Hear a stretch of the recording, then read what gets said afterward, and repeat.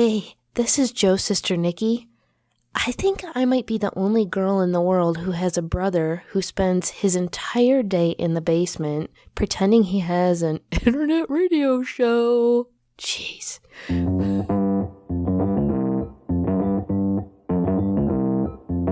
Live from Joe's mom's basement, it's the Stacking Benjamin Show.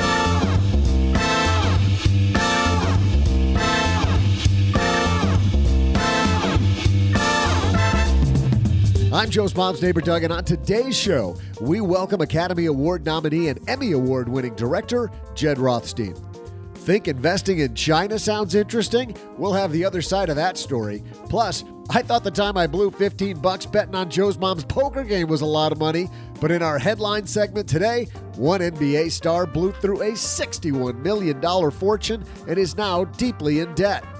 Plus, buying insurance online, one recent publication says there can be pitfalls. We'll talk to Haven Life's Yaron Ben-Z, who will help you avoid making a big mistake with your insurance. As always, we'll throw out the Haven Lifeline today to Win, who wants to know why her tax refund is so small. We'll take a letter from a lucky listener and share some of my amazing trivia. And now, two guys who Joe's mom say are two bulls in a china shop, Joe and O-G.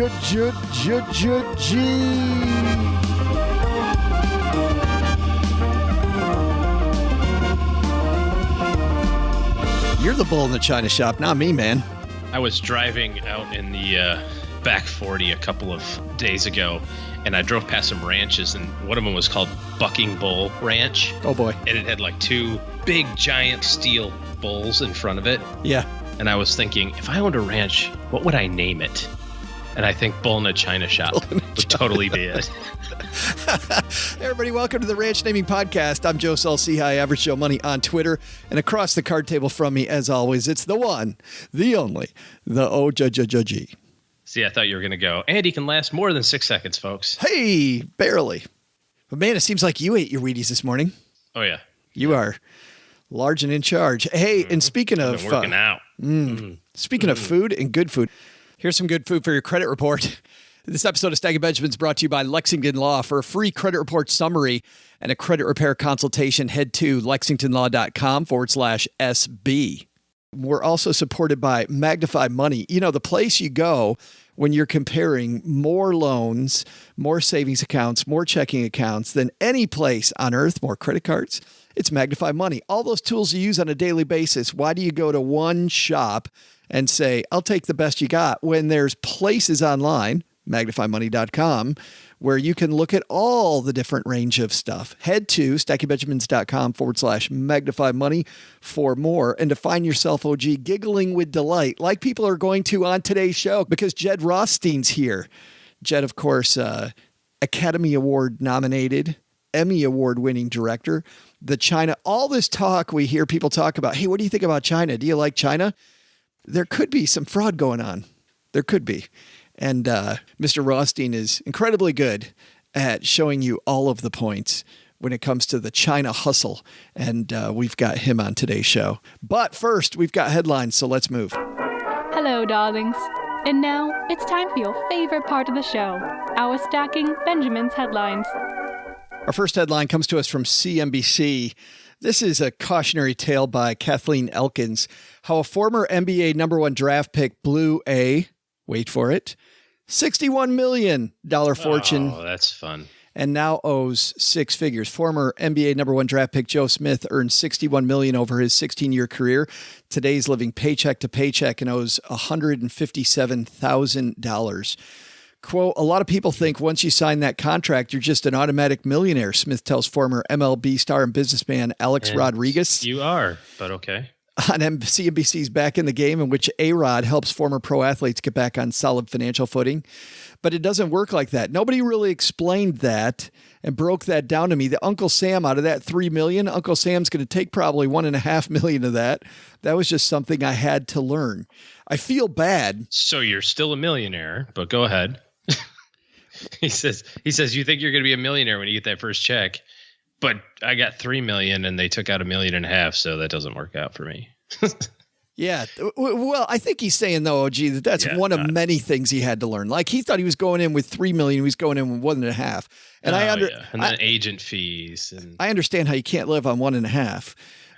But that's just people, this sudden money thing never works out. It never works out. I feel like if you're somebody that has to work for it, you know, people complain that, hey, other people win the lottery. Why not me? I look at lottery winners. I'm like, I don't know that I want money that way, because if I work for it, I have some. I'll cash your ticket if you win.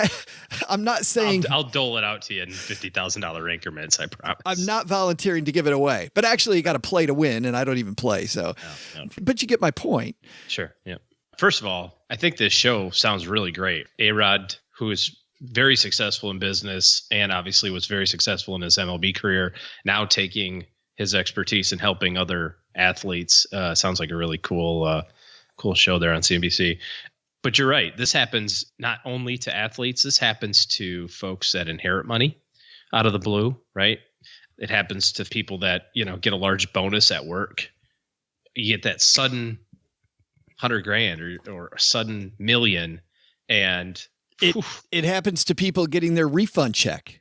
It doesn't even have to be $100,000. You're right. It could be a $4,000 tax refund check, right? What really got Smith off track was his spending, this piece says. Every time he was traded, moved, he bought a place to live in his new city. Quote, once I got traded, it was always tough to unload those homes, he told Rodriguez. I was always losing money. So it sounds like he didn't even try to rent them out, right? He just held on to the other one. Plus, his car collection included a Corvette, a Bentley, and 2 Range Rovers, among other luxury vehicles. Thanks to reckless spending, bad investments, and a costly divorce. That'll do it. There's another one. There's another $1.5 million gone of your $3 million. Smith found his fortune been completely wiped out, and his salary, which was never less than $1.3 million a year while he was in the NBA, plummeted after he retired in 2011 and switched to coaching 10 to 15 hours a week. At the time Rodriguez intervened, Smith and his fiancée, Keisha Chavez, were bringing home a combined $26,000 a year from various gigs, including Smith's private coaching lessons. But their lifestyle, which included a spacious home in the suburbs of Atlanta, still cost them $133,000. Math's still not adding up, OG. Yeah. Well, it all comes back to the same thing every time, doesn't it? It's always spending. It's always having a plan for your money. You like to deposit your check into your savings account and then transfer money from your savings account into your checking account to spend it thoughtfully. I like the spending plan. You know, here's mine right here on a Google Calendar. I love how everybody can see that. Right here, everybody. Made for radio, right there. I'm holding up. It's legit because you can hear the paper. Yes. But yeah, it always comes down to the same thing. Spend. And in our second headline today, a piece actually out of Australia I found interesting, written by Anthony Keene. It says, beware the risks of buying online as life insurance meets technology. We're doing much more online these days, and life insurance is no different. But specialists say everyone needs to check that they understand the cost and the risks. And I thought that, OG, you and I could go over this, but instead I got a better one, which is we have an expert with us on my dad's shortwave. It's Yaron Benzi from Haven Life. Glad you could be with us today, man. It's great to talk to you again. Well, so I think this is true, don't you? As things move online, including insurance, people need to know what they're getting and how products are different. Yeah, so I would say it's true actually for any financial services product that you buy in any which way, which is it's good to be educated about the products you buy and understand the risks. And, you know, life insurance is no different. I also think it's really interesting because actually one of the great things about online is that it's turned out to be a great resource for people to get educated about the products and services that they can buy. Well, let's dig into that a little bit, Yaron. What exactly are some of the questions people should ask when they're buying insurance online? Yeah, I think it's a great question. And a lot of the questions are the same ones that you're going to want to ask no matter how you buy your life insurance policy. One of the important ones is, first off, who is the company that I'm buying it from and what are their ratings? So when you buy a life insurance policy, it's usually backed by a company that is going to be promising to pay the policy if somebody dies. And so, for example, Haven Life, you know, in the policies that we sell are actually backed by MassMutual, which is a large 165-year-old company. And we actually just make it easy to buy those policies online. So that's one really important thing to understand is who are you buying a product from? Another one really important to understand is know what is the product that you're actually buying. So there's lots of different kinds of life insurance policies.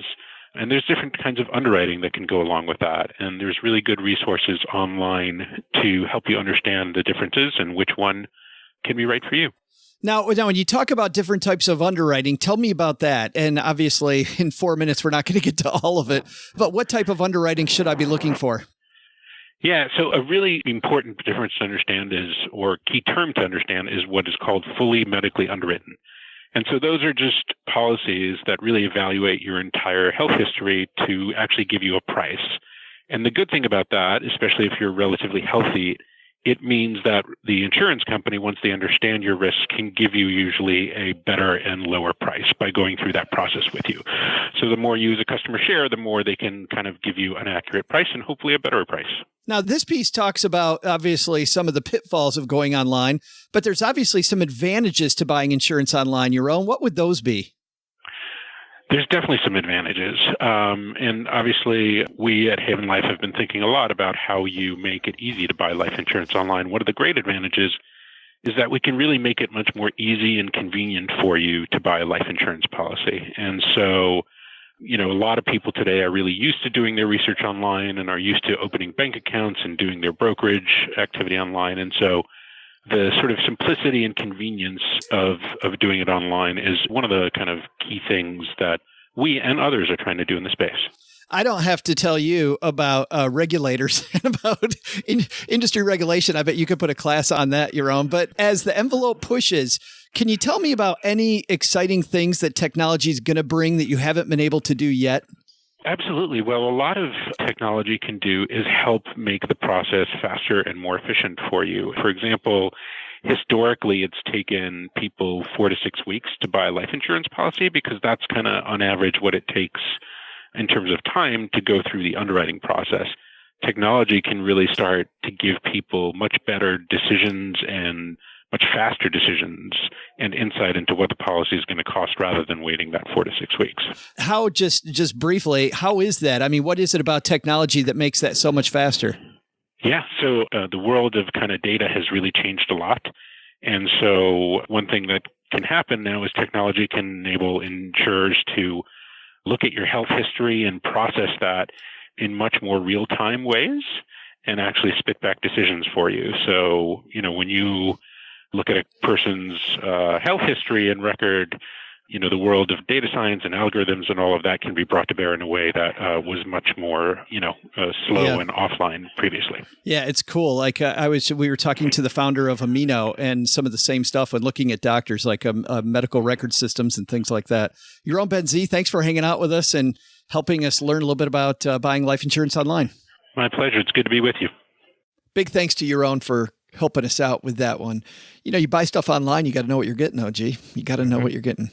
And I think that's a good lesson. And lesson number 2 is you start off with $3 million. It isn't about what you make.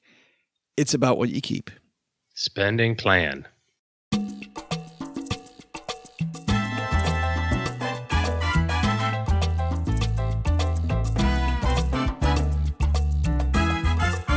Jed Rothstein coming down to the basement. This is exciting. I love it when movie directors come down to the basement.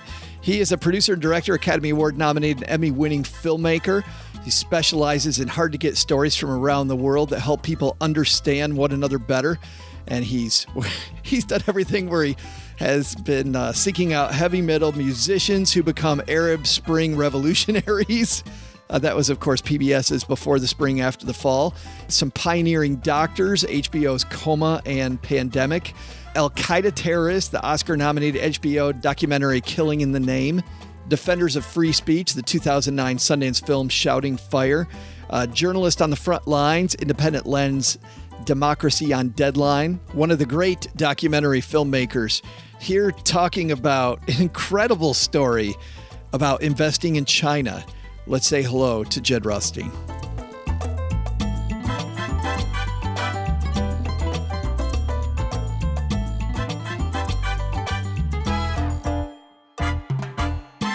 And coming down the stairs to the basement, Jed Rothstein. How are you, man?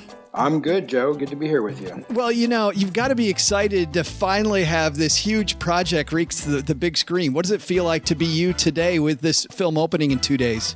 Well, it's always nice to see your work on a big screen and to know that other people are going to see it. You always make a film so that people can see it, and hopefully so that they can see it in the theater, which is always a great experience. You get to see the full mix, you get to see the picture and it's in all its glory, and you get to focus on it. I think it's a really nice thing just to be in a place for an hour and 20 or 30 minutes where you've got nothing to do but focus on a story being told to you. So for me, it's always a great time when the film finally makes it to the screen. Well, and this is quite a story that you're telling. And to help us get into it, I want to play just the first few minutes of the trailer. This comes out Friday. It's the China Hustle.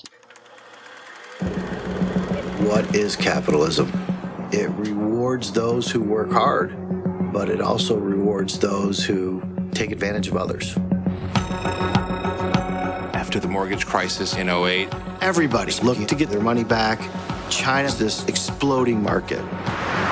It blew my mind. let's invest in it now. Everybody thought, I want to be a part of the China growth story. We're making a profit. $22 million, $100 million, $20 billion. $50 billion. This was simply too good to be true. And it was. There are no good guys in this story, including me. I like how he says, Jed, including me. I'm not even a good guy. How did this begin? Did he bring this to your attention? What happened that made you interested in this project that's really a lot different than things you've done in the past? Dan and John Carnes, who's also in the film, knew Sarah Gibson, who's one of the producers, and she brought it to Jigsaw, and I have done a bunch of work here at Jigsaw, and that's how I got involved with the project, and that's how I first met Dan. Through that, they said, well, would you be interested in taking a look at this story? And of course, you want to feel him out, he wants to feel you out, so why don't we set up a meeting? And it is basically as I describe in the film. I met Dan at a TGI Fridays, and we had a couple of drinks, and he told me this story, and I started asking him questions, and it was really shocking to me to learn some of the things he was saying. And more importantly than that, I felt like he was a good person to follow because he was trying to get the word out and trying to actually do something about this. And he had a real moral conviction to what he wanted to do. So to me, that was a good story to follow. And I did. But you still must have been sitting there at Fridays, Jed, and thought, there's no way this is all true. Like, even when I'm watching the beginning of this film, and we'll get into exactly what the China Hustle is, you must have been thinking there's no way this is all true. You know, I didn't know what to think of it. In a way, we were still recovering from the 2008, 2009 crash, and a lot of the fallout from that was still being sorted through. And what was really shocking to me was that it was just so, you know, I know we have had cyclical frauds and scandals and whatnot in the course of economic history, but the fact that it happened so soon, so immediately on the heels of the last scandal, and that also it was so complicated and nobody quite understood it or knew about it. I later came to learn there had been some articles written about it, but in terms of the general public, people really weren't aware of it. So it was pretty shocking, and that's why I wanted to take a deeper look into it. Well, you did a fantastic job of breaking down this complicated hustle in an hour and 22 minutes. And obviously we only have about another 10 minutes, but is there a way to give us the basics to give our listeners, Jed, just what is the China Hustle? Well, it's basically the story of how a bunch of small investors, small institutional investors, I should say, like Dan, in the wake of the last financial crisis, they were looking for a way to make back some of their investments, and they saw China as a real opportunity, and they started investing in these companies over there that had been brought to U.S. markets through a complex process that involves a bunch of middlemen, gatekeepers. At the end of that process, these companies become listed on the U.S. exchanges, and they become much easier to invest in for American investors because investing in China directly at that time was very difficult. And so these guys invested in these small companies. For a while, they made a lot of money. And then somebody over there, a guy named Carson Block and some others with him, started poking around, and they found out that a lot of these companies weren't what they seemed. And these guys then took a deeper dive and found out that a lot of them weren't what they seemed, that they were way off. Some of them were complete frauds. Some of them were hugely problematic material misrepresentations of different levels. And they began to start betting against these companies. They were shorting. So when you invest in a company, you think its price is going to go up. And when you short a company, you're basically betting that its price is going to go down. And they ended up uncovering a lot of these frauds and problematic companies and kind of knocking them out of the market. And in the process, tens of billions of dollars vanished in this sort of big skim from everybody, from you, me, anyone who has retirement savings. Some people, and we profile a few of them in the film, who personally invested directly in some of these companies and really lost a lot for themselves. But at the end of the day, it was a sort of fleecing of the investing public, and nobody really knew about it, and very few people paid a price for it. It just makes my stomach thinking about some of the tales that those individual investors you talk to, the tales that they tell about how much money they lost. And I want to get back to that in a second. But when you talk about them going to China, you have some footage that to me seems like it's almost out of an action movie of these guys sending people undercover in to investigate these companies that really aren't what they're pretending to be. And did I hear this right in the movie, Jed, that if these investigators got caught in China, the rules aren't like they are here. There's some serious consequences. These investigators get caught? Yeah, and we show the story of one investigator, Kun Huang, who spent about 2 years in a jail there, basically for doing research on one of these companies.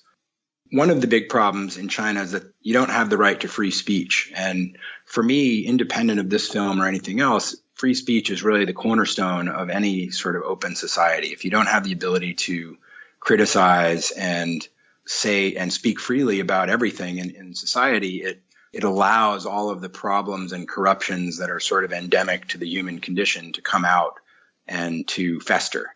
And one of those things in China is that you could get, varies from sort of region to region, but you don't have that protection, and you can get into a lot of trouble if you anger the wrong people by suggesting that there are problems with their company. And that's what happened to Kun. He was jailed in kind of terrible conditions for a good chunk of time. And it's really a scary and cautionary tale. And when he came out of there, and when I first met him, actually, he had pretty recently come out of that situation, and he was clearly quite shaken up from it. I mean, imagine you're just doing your job, and then you kind of end up spending 2 years in these terrifying situation for doing what you feel is the right thing. But you still, Jed, were able to get some footage of one guy pretending to be a tea salesman. How did you get that footage with those consequences being so high? Well, the short investors that we profile in the film had the way that they were able to understand what was going on with these companies was by researching on the ground, working with local Chinese researchers to go to these companies and to really just do the shoe leather work to see what was going on. So if a company says it has, 100 trucks a week, and you set up a time-lapse surveillance camera in front of its gates for 6 or 12 months and count the trucks, you can determine if they're telling the truth or not, or if they're even close.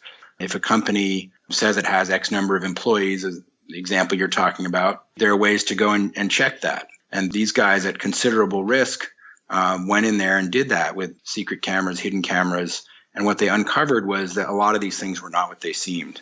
There's one of a company that claims it's doing all this business and the factory's kind of sitting there dormant. And then the day before a tour of foreign investors comes through, they turn on all the lights and bring in a bunch of people to start hammering away at the machines, and everybody's smiling and the tour goes through, and then the next day it's quiet again. This is so amazing. When I saw that was just so ugly. Yeah. And it's, even some of the people involved in dealing with these companies were kind of taken aback by some of the things that they saw there.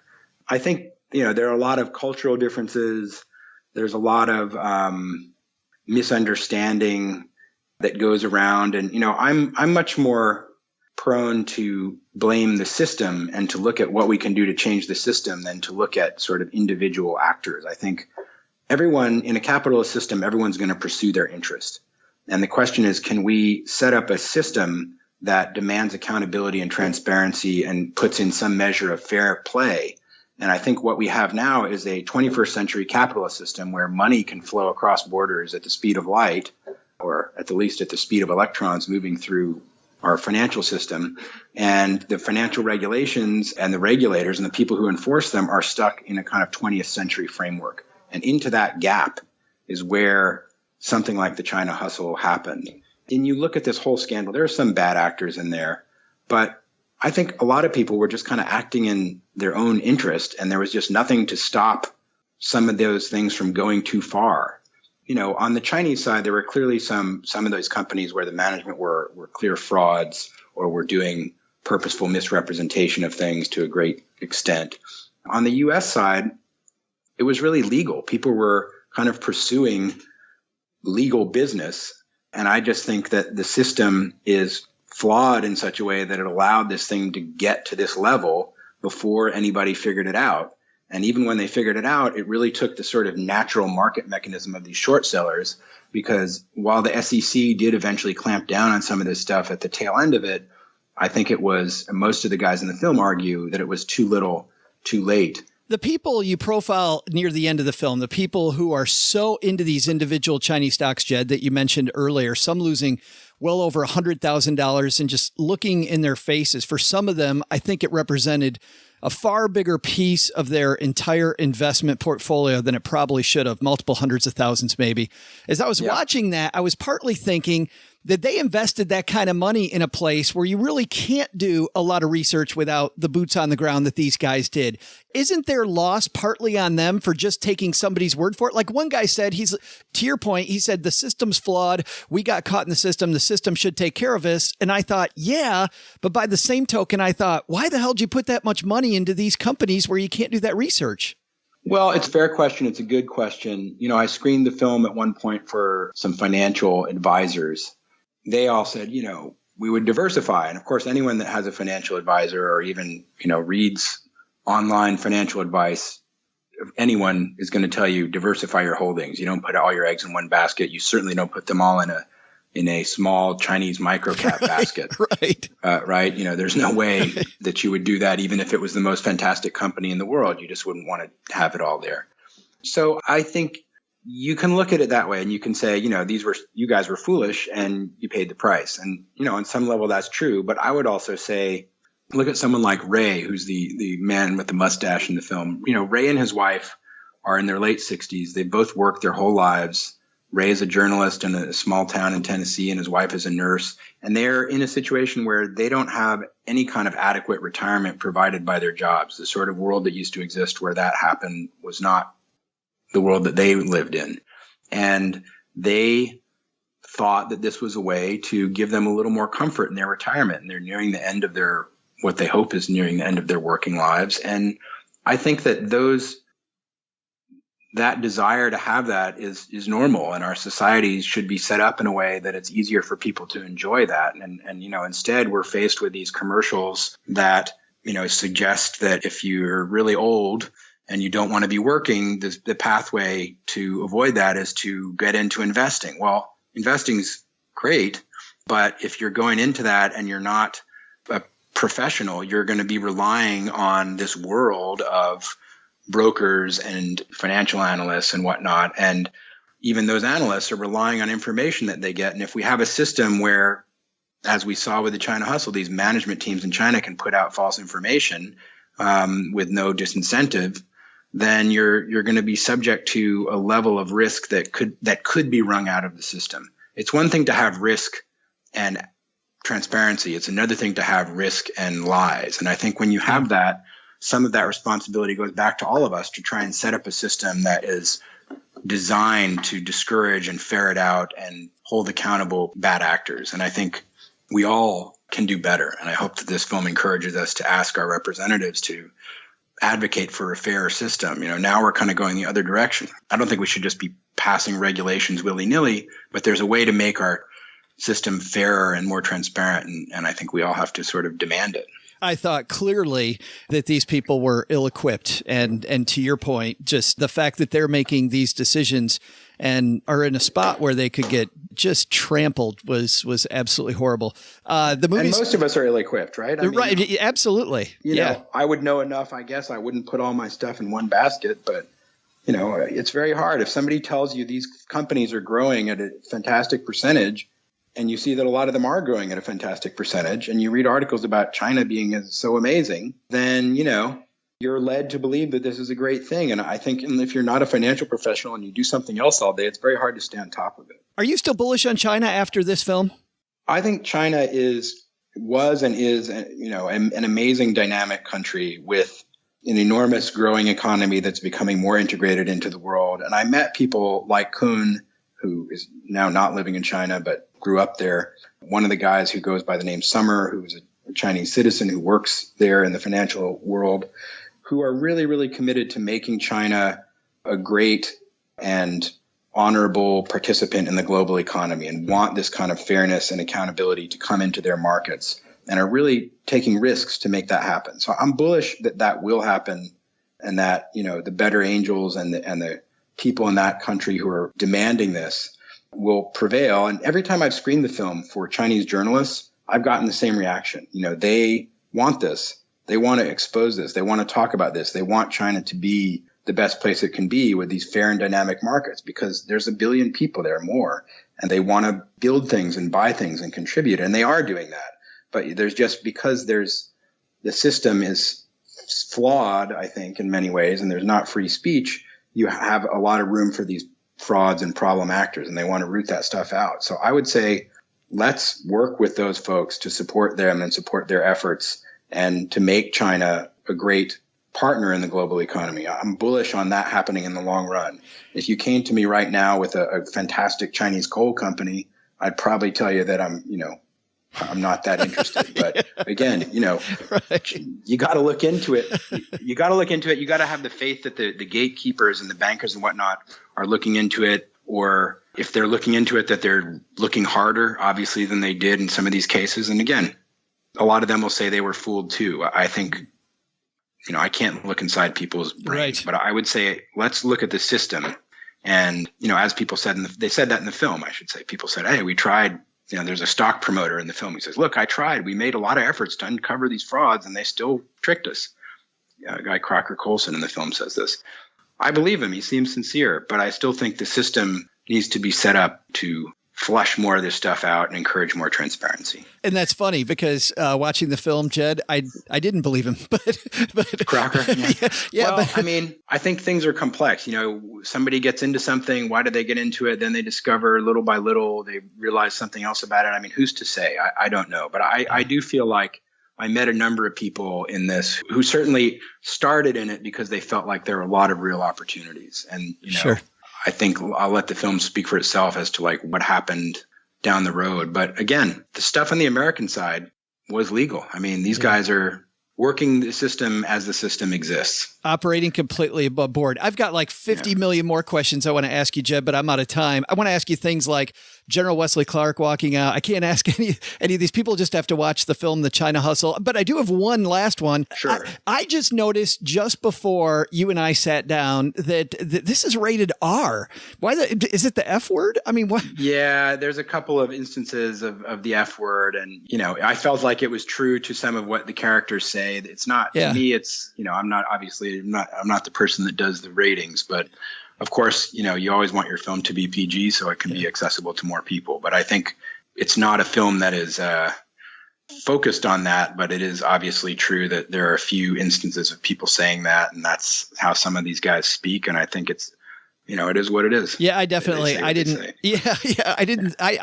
didn't see it. I'll tell my audience, I didn't see it as a rated R film, and it really shocked me after watching it that, wow, rated R, really? Yeah, it's not, nobody's being killed or there's no sex and there's no, Yeah. But if you take young people, you can cover their ears for a few sections of 10 seconds and you'll probably be okay. You're saving the sex and the people getting killed for your next movie, I'm sure. Right. I'll let you know as soon as it's ready. The film is The China Hustle. It's in, where can people see it, Jed? All over. So, yeah, it's coming out on March 30th. It will be in theaters in about 15 or so cities, maybe a few more. And it will also be available same day, March 30th, on demand, iTunes, Amazon, probably somewhere else that I'm forgetting. But hopefully, I'd love for people to see it in a theater. It's a great experience. And if you're somewhere that it's not playing theatrically, you can find it online and rent it. Awesome. And we'll link to the trailer and we'll link to The China Hustle on our show notes at stackingbenjamins.com. Jed, congratulations on a great project, and thanks for spending some time with us. Thanks, Joe. Real pleasure to speak with you and to see you. Hey there, trivia fans. I'm Joe's mom's neighbor, Doug, and how about all of that China talk, huh? Let's keep that train a-rolling with today's trivia question, which is this. You probably know that China's population is about 4 times that of the United States, but do you know where it ranks against other countries in terms of land mass? I'll be back with the answer in just a moment.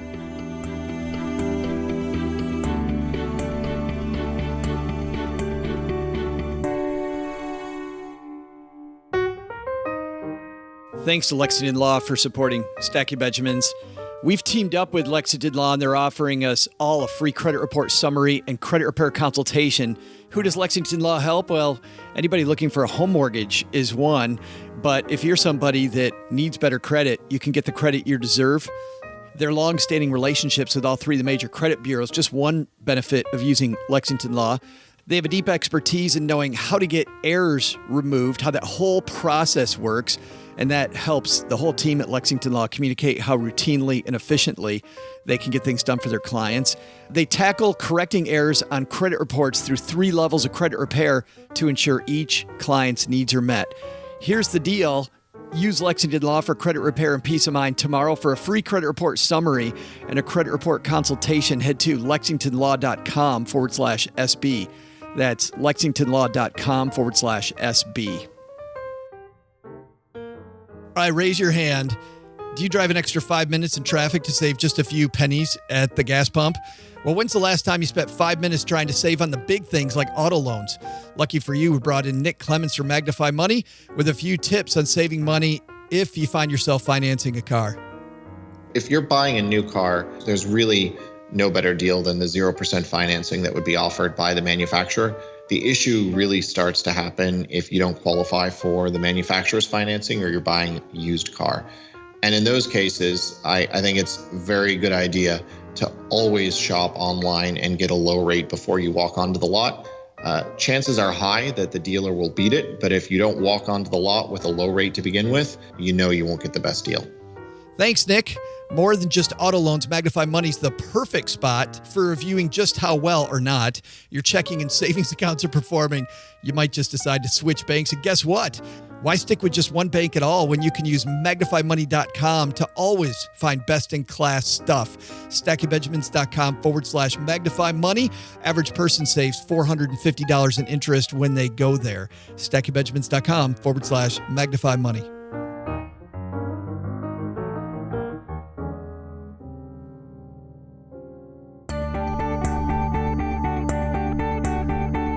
Hey there, trivia fans. I'm Joe's mom's neighbor, Doug, back with today's thrilling trivia answer. The question was this: where does China rank in the world in terms of land mass? If you said 32nd, geez, crack a book open once in a while. But if you said 4th, you'd be correct. For extra credit, can you name the larger countries? I'll give you a minute. Okay, that's enough time. If you named Russia, Canada, and the USA, let me know, because Joe's mom now owes you a big hug. She's so darn proud of you.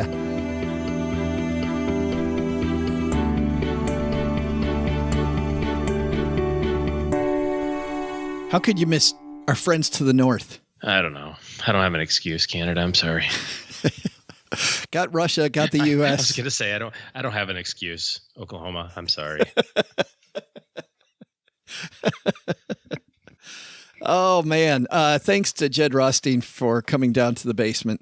I think the lesson there is, before you invest in something, know a little bit about where you're putting your money. How many times have we said, if you're going to buy individual stocks, you need to know what you're investing in? People that depend on their money. And I understand what Jed's saying about the system has to change and all this, but just watching this guy who lost well over 100,000. You could tell it was a significant part of his portfolio, and he's nearing retirement. Like, why are you that close to retirement? Putting that much money in individual stocks in China still gets to me.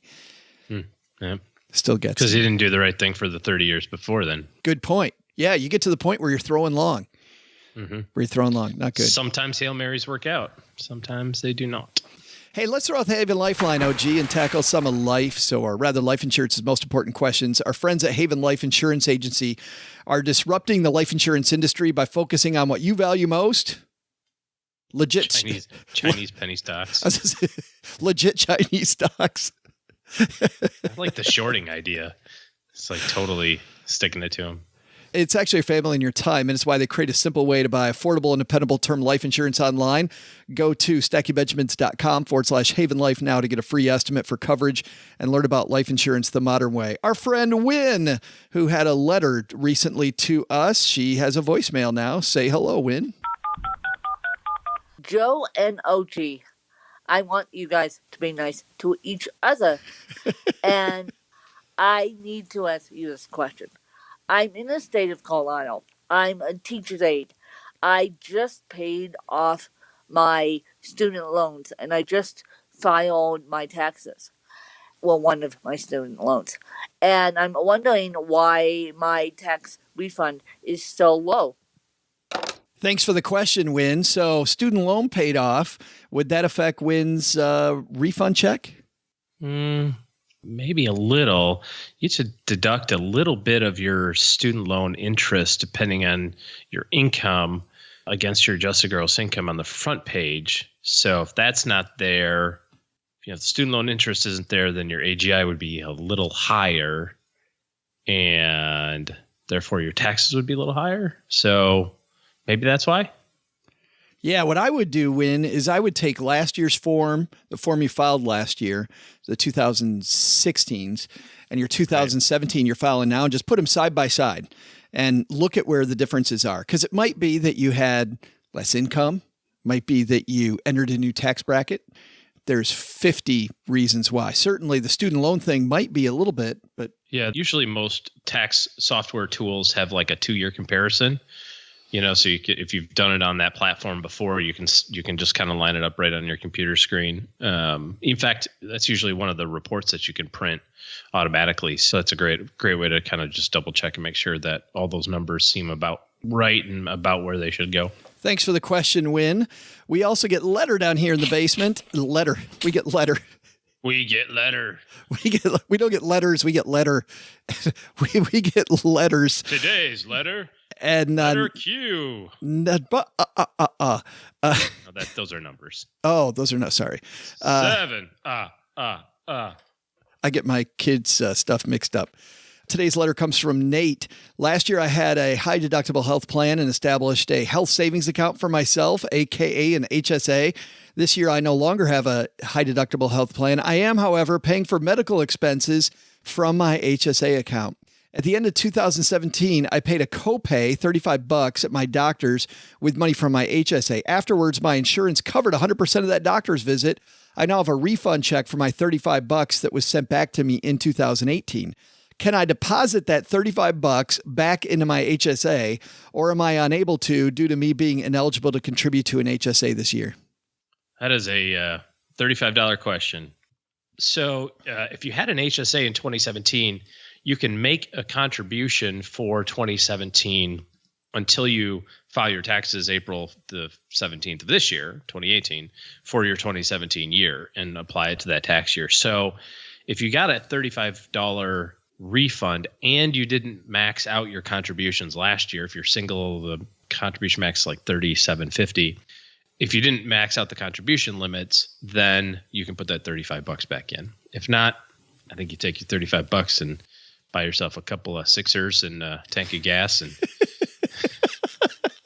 maybe stop by Redbox at CVS on your way home and have a you night. It's all about you.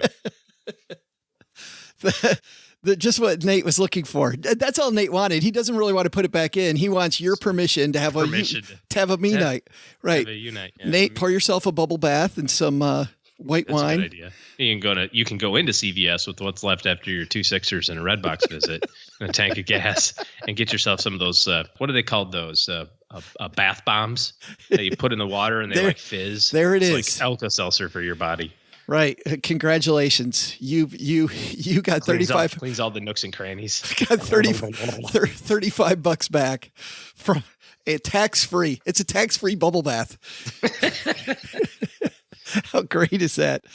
Thanks for the question. If you've got a question for the show, head to StackyBenjamins.com, and across the top of the page, you'll see questions for the show. and click that link. Thanks to everybody who's left us a review. Check this out. This review going on Mom's fridge.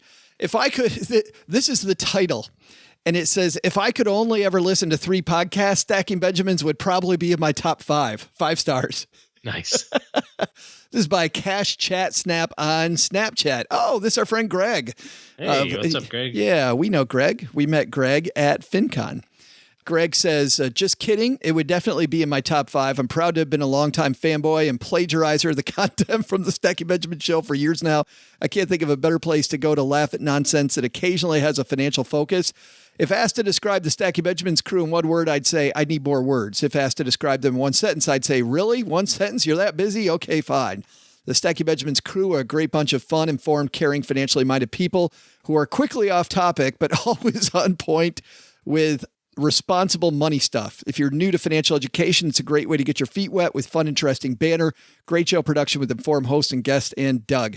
I was honored to have the opportunity last year to meet the full crew at FinCon. It was crazy-mazing.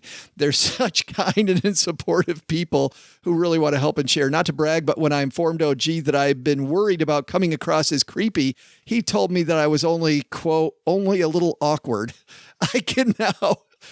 I can now cross being zinged by OG off my bucket list. Keep up the great work, and thanks for all your support, too. Sorry this review is such a long time coming. That's really nice, Greg. Thanks for the review. Thanks to everybody who reviews this show. And congratulations, OG, on giving Greg a good zinger. Nice job. Woohoo. Was that when we went for barbecue with him? Yeah. Yeah, that was fun. We got to sit and hang out with Greg at a pretty good barbecue place there in Dallas. Cheesy potatoes. Yep. Best in the city. They were absolutely fabulous. Last thing, if you're looking for good financial help in your corner, OG's taking clients. And how do you get on his calendar to talk about what it takes to get him in your corner? Head to stackingbenjamins.com/letter O, letter G, and there you have it.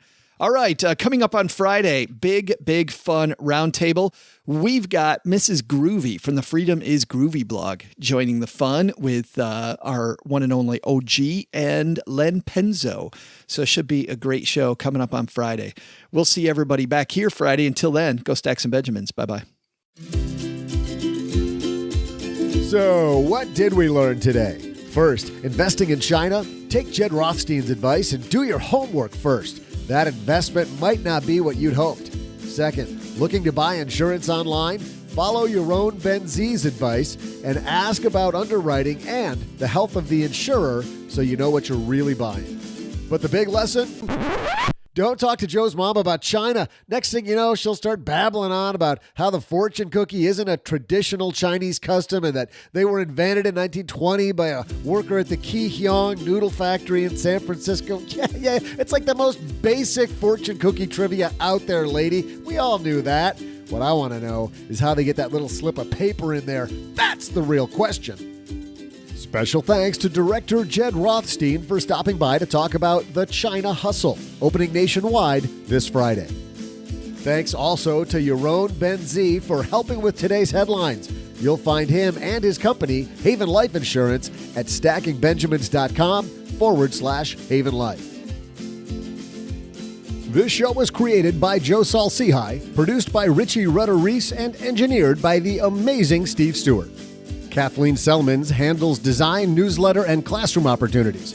If you'd like to learn more, head to stackingbenjamins.com/classes. Online, visit us on Twitter at @SBenjaminsCast or on our Facebook page. Shannon Cowan is our community manager and social media guru. I'm Joe's mom's neighbor, Doug, and if you could only know what it really smells like down here. SB Podcasts may receive payment on the show from sponsors and guests in the form of books, giveaway items, discounts, or other remuneration. There's no way you would take advice from these dorks, but like Joe's mom always says, don't take advice from people you don't know. This show is for entertainment purposes only, and before making any financial moves, consult with a real financial advisor. Thanks to Joe's mom for dishing out ice cream and some China-related ice cream trivia. She explained that China invented ice cream and that Marco Polo is rumored to have taken the recipe, along with the recipe for noodles. That guy was a thief. He took them back to Europe. Once again, knew that. Well, I wonder who has the recipe for Ice Cube. That's the real question.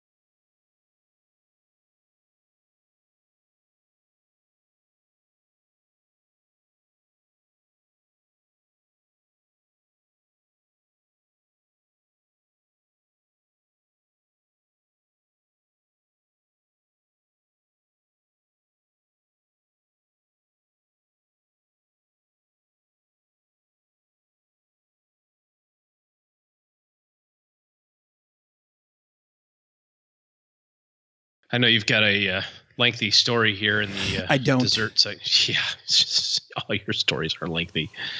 And then we got back in the car. I buckled my seatbelt. Billions came out this past weekend, season 3, and I forgot that Showtime doesn't launch them all at the same time. So I was really excited because I'm like, I'm totally going to binge watch Billions for like a week straight. And they release them 1 week at a time. Oh, so I'm kind of bummed, but so I haven't seen the first episode yet. I'm going to watch it later this week, but so I can kind of knock out 2. That's how I'm going to do it. I'm going to do like late in the week, do 1, then do the one that comes out Sunday, and then wait another week and a half, and then do kind of 2 back to back. But anyway, Billions season 3 just launched on Showtime last weekend. Awesome. Fantastic. I wish I had Showtime, but I don't. Weirdly enough, if there's only an app you could download. If only. But then I'd still have to pay for it. And I've got tons of stuff. It's $10 for 3 months. It's $30. And then I'm done, you're saying. So I pay $30 to watch the Billion series, and then I'm turn it off. Yeah. Actually, by the time you got through the first 2 seasons, the 3rd season would be probably wrapped up. You could probably binge watch all 3 seasons in a row. I didn't really have much. I just thought over a few episodes, I'd tell stories from our week-long trip on the road because we had funny stuff happen. I rode with my son. He was starting his career with Microsoft in Seattle. And so we rode across country taking his car from Texarkana to Seattle. Partway there, we stopped in Las Vegas, where Cheryl, my spouse, was having a conference. And we stayed at the conference hotel, which happened to be one of the suburb casinos as well, and spent a couple days there as a relaxing time. My son had never been to Las Vegas, and he wanted to learn how to gamble. But today I wanted to talk about this place on I-40. So we get up early, head out. I do my stupid 1 mile run at like 3:30 in the morning so we can head out. We finally get going and stop in Amarillo for a late lunch at this place called the Big Texan. You familiar with the Big Texan? Have never been. But you've heard of it? Have not. Oh, it's this huge roadside attraction. They've got signs for miles and miles that it's coming. Is it like Buc-ee's? Yes, but probably bigger. Not bigger in terms of square footage, bigger in terms of its notoriety, people stopping there. But the crux of it is they have a 72-ounce steak, and if you can eat it in an hour, you get it for free. And so challenge accepted. And so we walk in, and it's such a kitschy place. It's really funny how it's so Americana, and there's a gift shop with a bunch of junk in it. They now have a microbrewery where you can buy the Big Texan beers. Of course, I had to try that out because Nick was doing the driving at that point. And then we sat down for dinner in this room that looked like it's right out of the, Disney's Wilderness Lodge, or maybe one of the countless lodges that it's based on. But there's wild animal heads all over the room. And of course you have to have the chandeliers that are antler chandeliers. We sat down and there's a stage. They have an open grill where they're grilling the steaks, and you can watch them grilling steaks. But in front of that, they have a raised platform with a table. And they, if you decide to take the challenge, they sit you up at this table. One guy had just sat down, and they have these clocks, these really professional looking clocks, like a row of them. And they had one that had just started. It was like at 57 minutes. We got there and there was a dude sitting at the table. You gotta eat all the fixins too, right? I don't know. It's funny. We were talking about that with somebody yesterday, and I don't know. I think you got to eat the steak, the potatoes, the baked beans. You got to eat the whole. What I did ask our server, I said, if he doesn't finish this, how much is it? And she said it's $78. So, okay. Yeah, but I thought, okay, if you lose, you got to pay almost $80 for the steak. Yeah. If you win, don't you still kind of lose? I don't, because you're gonna be so. You're like 62 ounces in your gullet, just 72. Are you saying there's 62 left? No, I'm saying you got down 62. You didn't make it. Yes. And so you're like. But even if you get down all 72, you kind of lose. right? I mean, sure, you got picture on the wall. Yeah, you got it for free. But what was amazing was on our menu, they had photos of the photos and the story of the woman who is the reigning champ. And it was incredible. This is not a big person, by the way, who is the champ. She's just kind of a normal looking person. And she ate the first one. She ate 3. She ate one in 4.5 minutes, a second one in 6 minutes, and the third one in like 8.5 minutes. Huh? A 72-ounce steak in 4 minutes? She ate 3 of them in an hour. Not in a row. Yes, in the same hour. She holds the record. She's eaten 3 of these steaks. Yes. On. No, well, if the back of the menu's right, then that's the 200 deal. and whatever, 20 ounces of. Could you imagine? Duh. No, I cannot. What do you do for the next hour? That's what I want to know. Well, I know what you do for the next hour. I know what you don't do for the next 2 weeks. Move. I know. You're stuck in one spot forever after that. It was horrible. I know. They put you on one of those inner tube rings, because you're going to be sitting in one spot for. It was so campy awesome.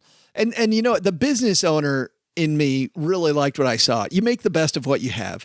I mean, here they are in Amarillo, Texas, which is pretty flat. And I'm sure it's a nice town, but there's not a lot around Amarillo, besides what's there. And if you start this little highway attraction, these people just kept working on it. Well, what do we need to add? Let's add a gift shop. What should we add?